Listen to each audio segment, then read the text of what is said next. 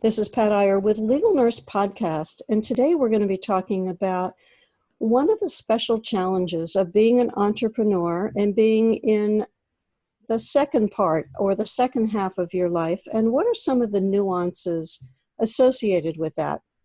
I met our guest when we were both at the National Speakers Association attending a session, and we started talking, and I instantly realized that she had a message that I wanted to bring to you. She's an international award-winning music artist, author, and speaker, and she helps others get unstuck with mindsets so that they can reinvent their life and reach their goals. Her new book is called Women at Halftime: Principles for Producing Your Successful Second Half, and my guest is Deborah Johnson. Deborah, welcome. I am so excited to be here, Pat, with you today. It was so much fun that we got to meet, and I was instantly drawn to your message and what you do as well. So it was a lot of fun. Well, thank you. Thank you. I appreciate that.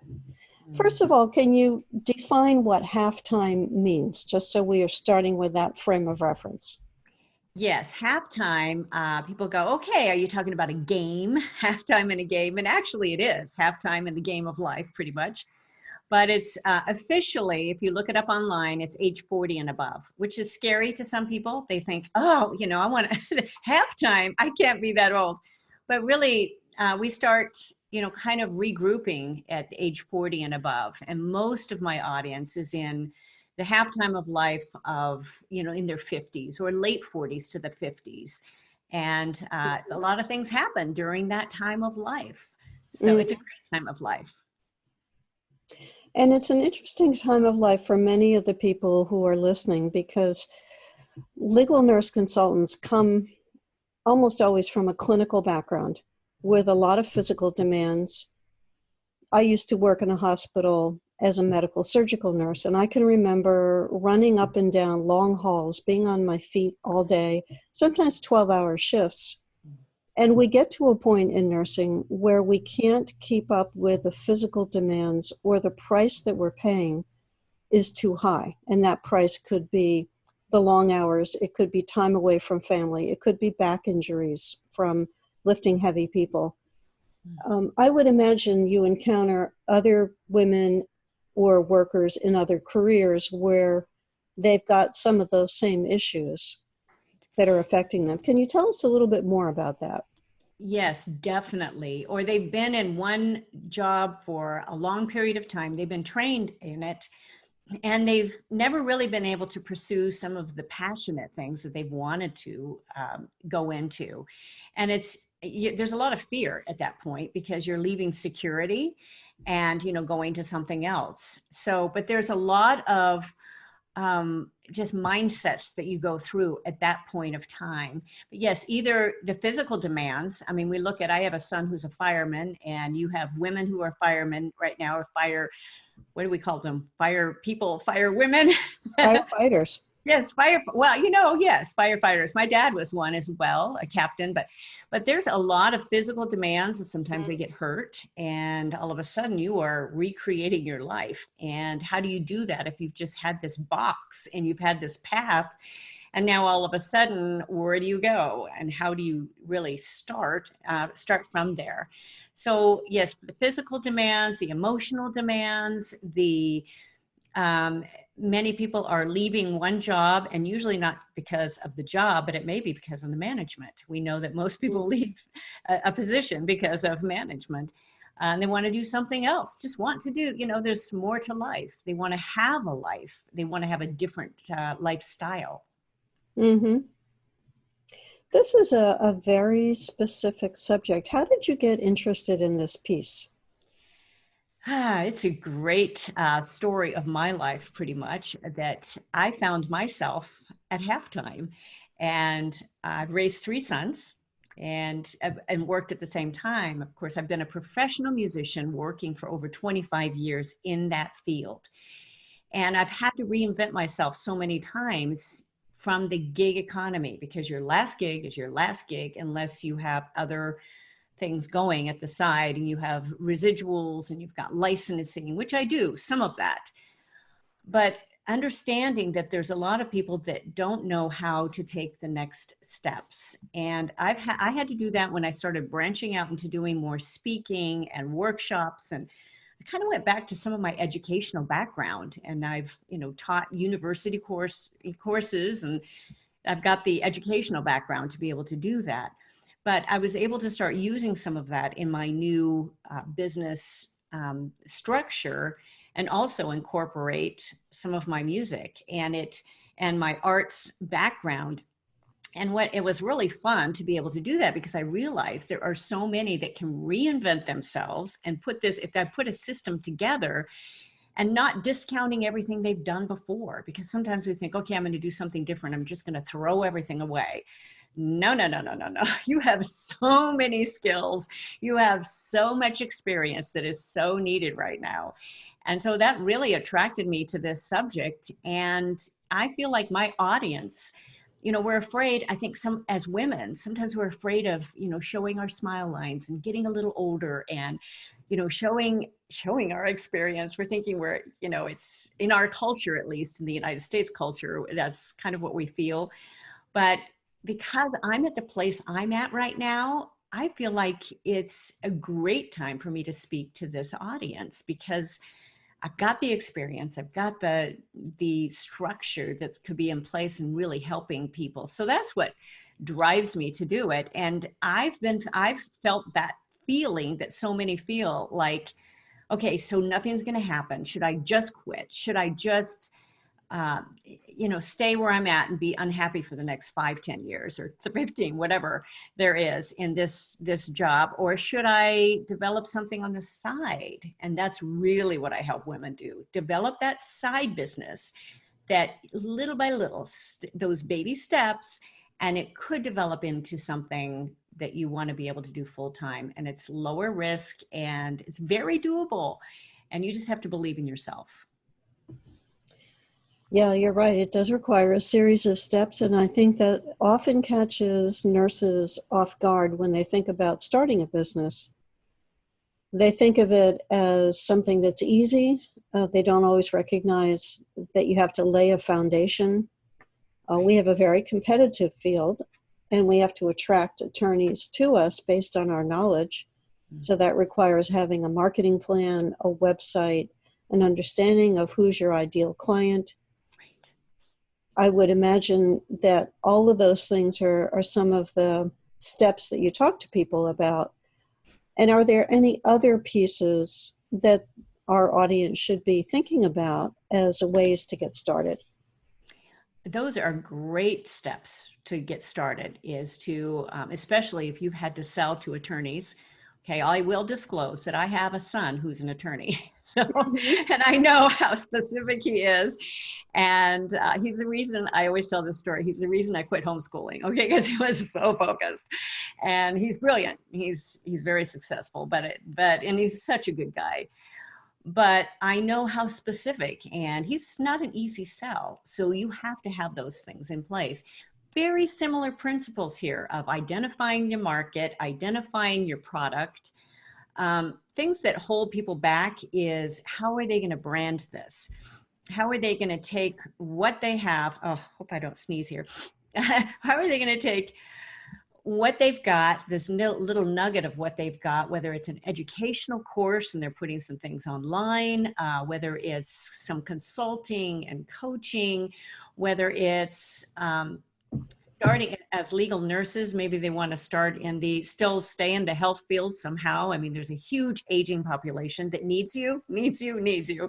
And just defining your market specifically, if you're going to do this now branch off, and how to brand that. That's a very a big step, and people have to get it. They have to get what you do and understand what you do, and make it as easy as possible for people to hire you.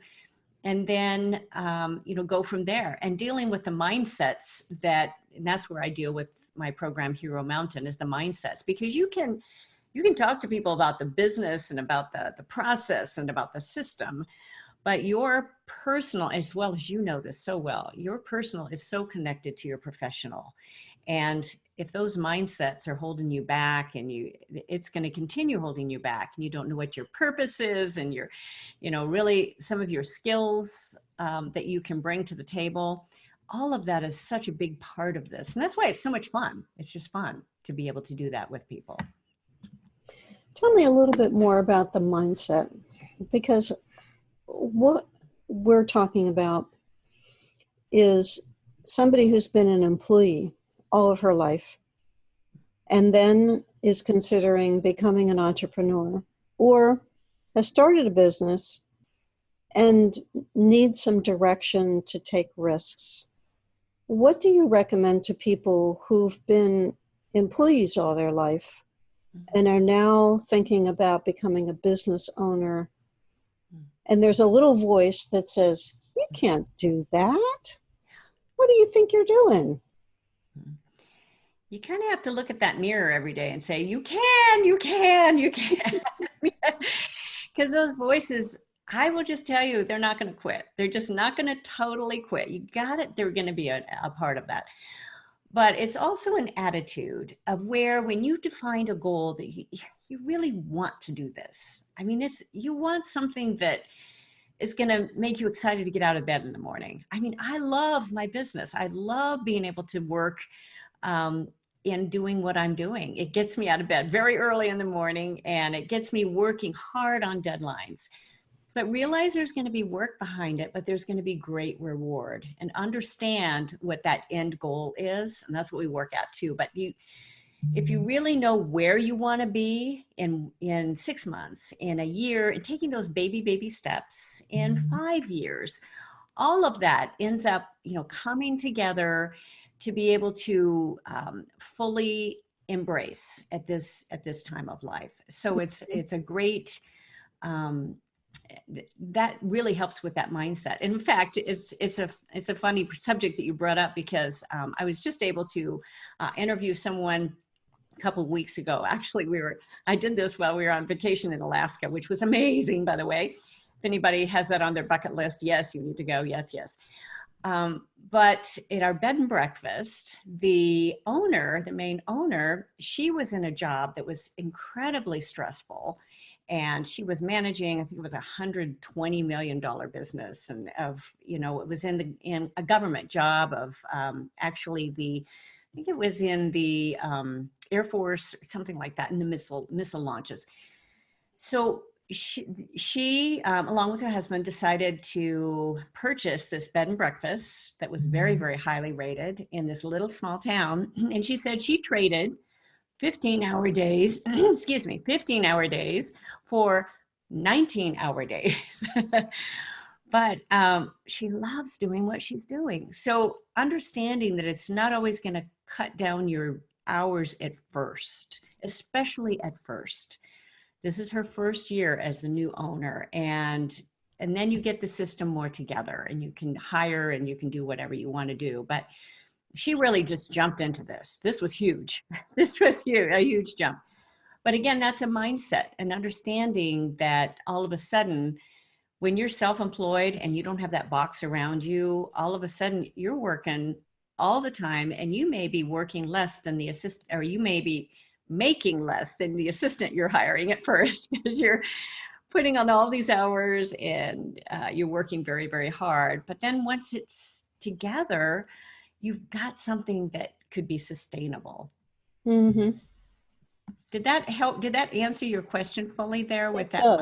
It does. And it reminds me of a conversation that I had with a man who was the father of one of my son's friends. Mm-hmm. My husband and I signed a personal guarantee and borrowed $1 million in the late 1970s to open up a welding company in an industrial city near me. And my husband worked all the time for 3 years, just 7 days a week. And this father said to me, with these stars in his eyes, he said, "Oh, your husband owns his own business. That means he's his own boss, and he can work and set his own hours." And I said, "Yeah, let me tell you about it." 7 days a week. Nobody there to tell him to go home. Father of a 3-year-old who he never sees.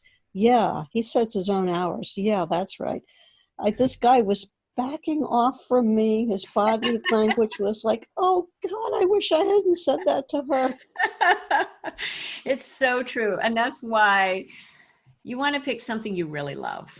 And at this point, I've been restructuring my business a little bit because I work a lot. I love my work again. And I still do, I still work for Disney and do some other things in the music field, which is fun. It's fun. Sometimes I'll do, my concerts and all of that as well, and writing. But, I ran a nonprofit last year with our LA chapter of our National Speaking Association. So that was a lot of time. And I lost my dad last year, and my mom's in a facility now. And it's a lot of changes happened in my life. And thinking about my work schedule, it's pretty constant. And so I decided to reformat my business a little bit to do 25% live, and then I want to do 75% online. I want to be able to have, I've got online programs, I've got courses, all of that, but I'd like that growing and in accordance to my live work, because again, when we're talking about those hours, it can just suck up your time, your energy, your money, and really your relationship with your family. It's you want to. I put great value on spending time with my family. Which an entrepreneurial lifetime and lifestyle can do for you. Yes, it definitely can. It definitely can. And there's so many tools to make that happen now. And you can't be afraid of using those tools. Definitely.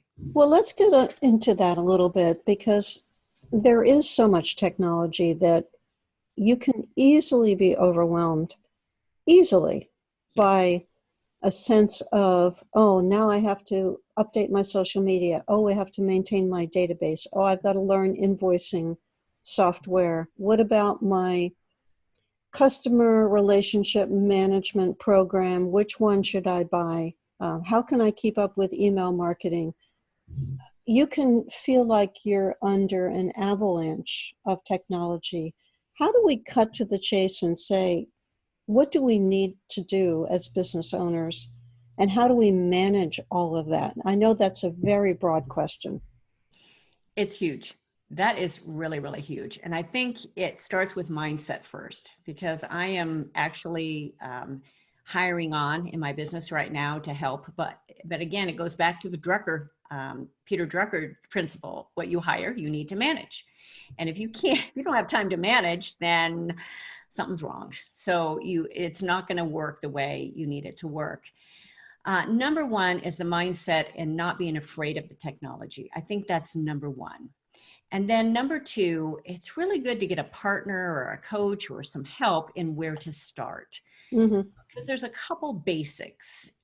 People were saying for a while, you don't need the website. Yes, you do. You need a place that is yours. In fact, I've got like 5 active websites now, which is actually a little bit too much, but I really needed to have distinction because I've written musicals, and I have another headline group that's still going. And so they need to be completely separate. My music and my speaking need to be separate. So, but to maintain, there's one that I focus on, just one that I do my blogs and I post my podcasts and everything. Just one. So that everything else can link to back to that. So that's more manageable. But again, start very, very small. Your website, maybe your YouTube channel, and blogging. Just those things, because if you have a YouTube channel, you can do some live video, and you can do even YouTube Live or any of those. And some of your social media, usually you can just do 1 or 2 that you're going to focus on. So start very, very small. Now I have some automation in place that's really helpful for me, because there are online tools that you can put together, and then I can have a virtual assistant plug those things in if I get new things to her constantly, which I do. But some things, if I don't have time, she's able to repost. So you just need to put some sort of small system. together. But again, the first step is defining where you want to go, what your branding statement is, because that needs to be front and center. In fact, I just talked to another colleague yesterday, and I was looking at his website, and I said, I have no idea what you do. I just have I think you're brilliant, but I have no clue what you're selling. And I referred some sources to him. And it was, that's very important to take the time, to do that. But really technology, it comes down, because I've dabbled in enough technology and been frustrated enough in my past. I know there's always a way out. There's always a way you can figure it out, period. There really is. You can ask online, you can do, if you can spend the time, because I have a production studio. I've recorded albums, and now I work with another studio if I'm going to do that. But I've done a lot by myself. I do video editing because I'm fast at it, because I've done it for so many years. I need to now offload some things off my plate, and those are the hires I'm looking into right now. But it doesn't need to be scary. When you get down to binary code, it's zeros and ones. That's it. And if you take it down to the simplicity of just the small little bit, that's a mindset to just approach little bits at a time. And I have a son into coding who's going into cybersecurity, and brilliant. But he's the different son than the attorney. But I'm sure I start talking to him and he goes, he'll roll his eyes like, oh yeah, because he's way deeper, way deeper. But really, it's just be simple. Just be very, very basic, little tiny steps. And that's a mindset too. Just not to be scared of it. We feel just overwhelmed. Like we're going to think, all the computers and AI is going to take over. And I loved using this little illustration with the technical and adaptive. In fact, I think I have a podcast coming up on this. The technical is what I've learned in music, and it's those scales, the arpeggios, and the all of the runs, and the dochnanye, the Hanon, and all of that stuff that I wore for years as a concert pianist. You've got to have the technical down. But then you've got to get to the adaptive. The adaptive is the expression and what comes after that. And it's why people win contests and they wow the audience. They've got that sort of application. You realize the technical has to be down, but you've got to have that adaptive after that to really make a difference. And that's where AI cannot take the place of your adaptive skills, your soft skills, the things you've learned. You've got the technical down, but use the adaptive, use the application for really making an impact and really growing your business. That's a beautiful way of defining those two skill sets, and I've never thought of it that way. Nurses are very technical because of the details that we are expected to follow, deliver the right medication to the right patient at the right time by the right route. And yet we're also educators, communicators, very good at sharing ideas verbally and in writing, and explaining to attorneys aspects of medicine. And you need both of those to be an effective human being. We've both met people who are highly in one sphere and are missing the basics in the other sphere.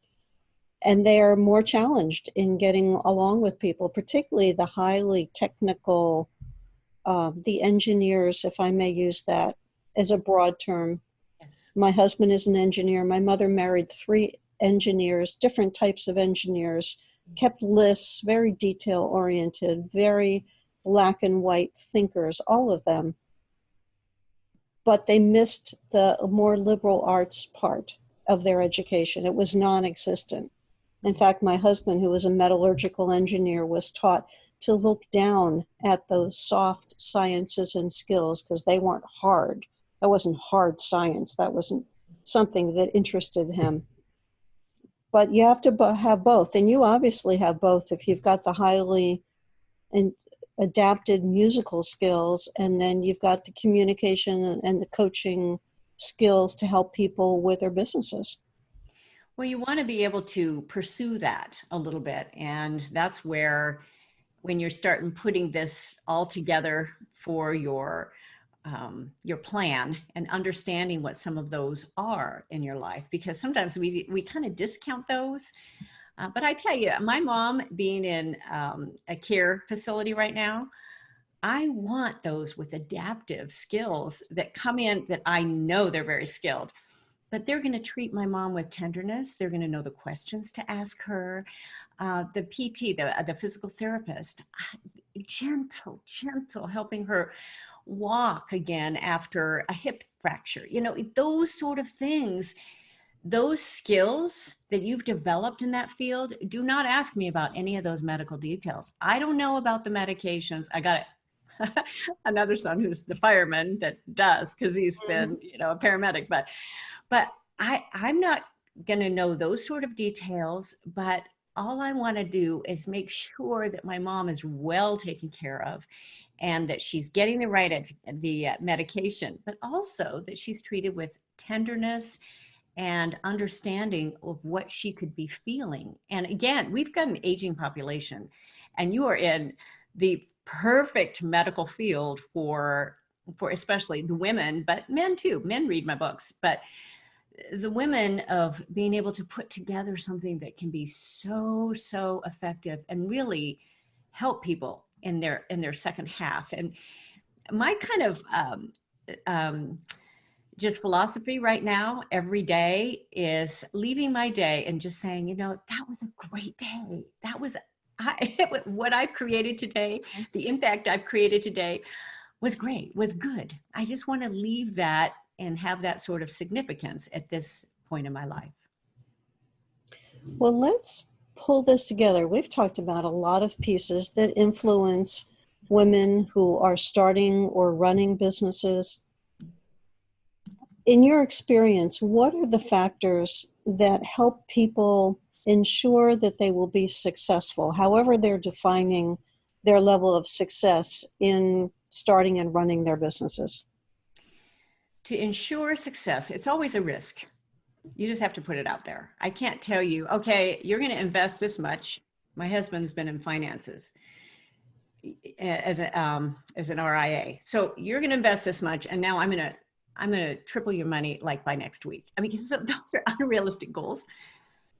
But the mindset that you're going to take a risk, and you know how much you can risk, that's very important as well. Because I've known people too that have bought into franchises and they've spent their life savings. And then what happens then? And as we know, many small businesses that start, there's a lot of failures out there. They do not grow. And we have a lot that just don't happen. So again, starting slow, starting with a mindset that will help you take those little steps successfully.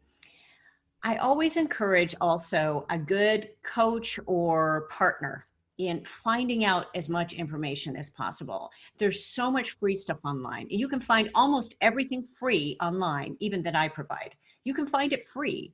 What I try to do is put it together in a simple package so it's not so overwhelming, and it's doable in little steps to be able to do. But you can find, and I give away a lot of stuff too, but there's so much information out there. It's defining where you're going to go, what your main little tiny goals are. That's why I named one of my main websites Goals for Your Life, because those are lifetime goals that you want. And I know there's a lot of stuff out there about goals, but if you don't aim for something, you're certainly not going to hit it, you know, unless you're very, very lucky. I would never go off in a rocket, you know, just anywhere. I'd be out in space for everywhere. So, but those, and with my ability with directions, that could totally happen. I tell you, Siri has been my best friend. But but putting something together with a partner together with just a little steps by little steps, again, every day feeling, you know, I did something to get a little bit closer today, and that will give you confidence. And sometimes you reroute, you change directions a little bit. You know, you make a wrong turn or you make a different turn. And what happens when you got when I've got Siri on? This just happened yesterday, actually. It's going to reroute me. It's going to go somewhere different. and but it's still gonna get me there. So you're gonna reroute just a little bit, find out what's working, what's not, and evaluate that. And not being afraid to invest what you can in your side business. I would say start it as a mindset of a side business. Because again, in the speaking field, which we are both in, I have known those, especially when I was going through my presidency, but even when I was the president-elect, which I never planned on being, by the way. I was not pursuing this position, but it was great, wonderful experience.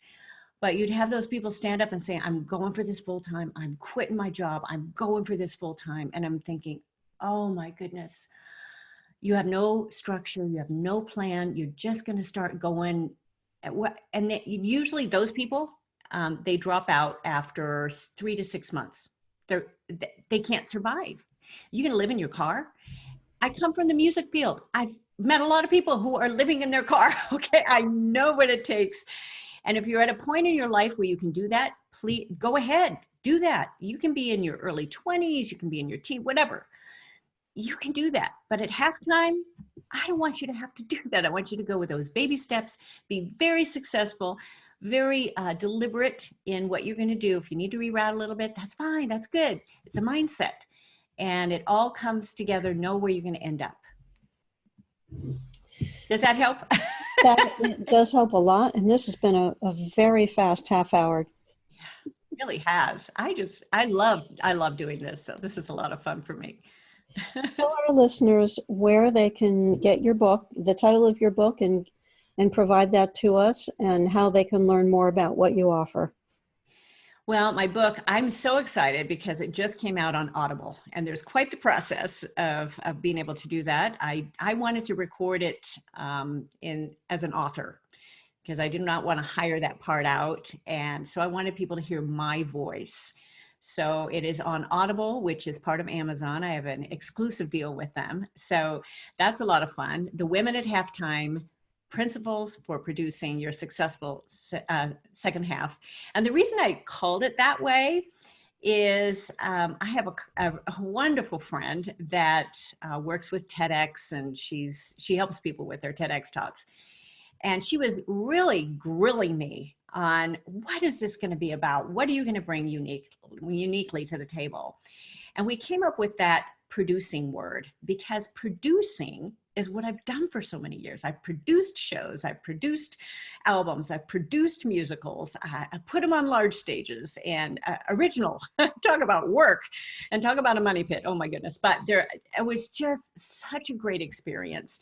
So that is the title, that is in that title of that book. My website is Goals for Your Life, all connected together, goalsforyourlife.com.